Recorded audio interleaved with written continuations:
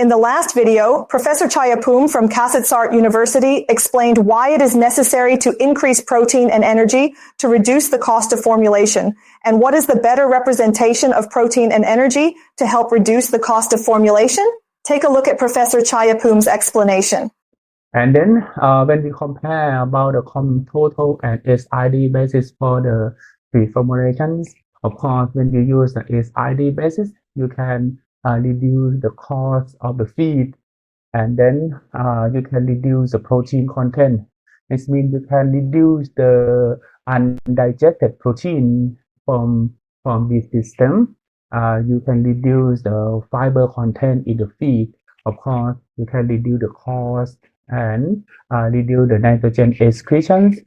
Particularly, you can reduce the heat production of the animal when you use the SID basis. So it is very common thing that we are trying to use the SID basis, but it depends on the data that we have.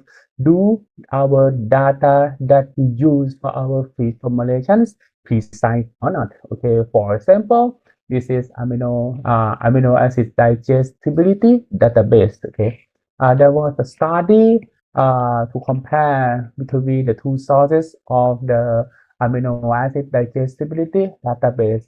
It will bring the difference, the formula cost. Okay, so it depends on your database that you used and then how it precise.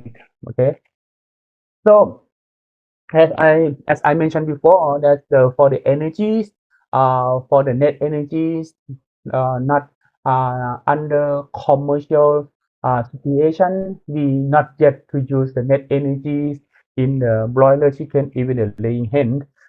We still use the metabolite stable energies. Okay, but anyway, so many researchers try to estimate the net energy for the broiler chicken or the chicken, and then they have conclude that using the equation can accurately predict the net energies for the broiler chicken that uses AME and the chemical composition of the feed. Knowing what system is used to represent protein and energy, do you know what instrument can effectively determine the available nutrients in feed ingredients? Stay tuned for our next video.